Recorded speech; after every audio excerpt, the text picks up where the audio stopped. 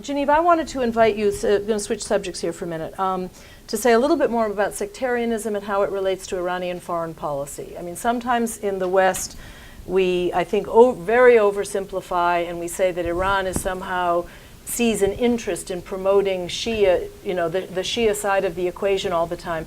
And I'm not sure that's a correct reading. So could you say a bit on sectarianism? And that's a really good point.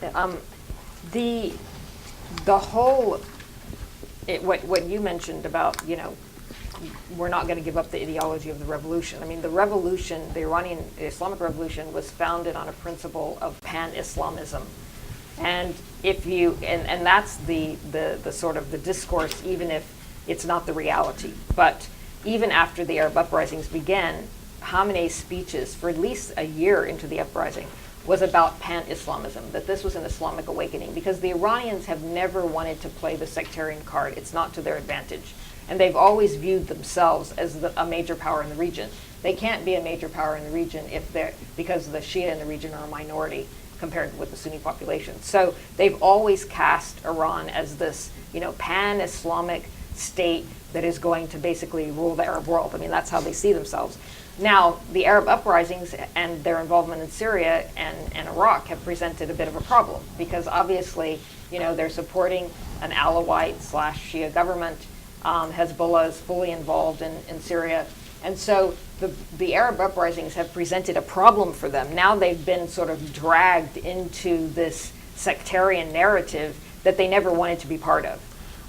So it's sort of interesting that while the Saudis do drive the sectarian narrative, I mean, they've done this very effectively in Bahrain, they do it in their own country, they drive the sectarian narrative in the Gulf and Syria, the Iranians have resisted this, and so has Hezbollah. I mean, if you look at the speech that Nasrallah gave last summer, almost a year ago, he basically had to admit, well, what we already knew, that Hezbollah is intimately involved in Syria, but also that Hezbollah to some degree is now playing a role as a Shia militia, and this is also not sort of a sectarian card that Hezbollah ever wanted to play.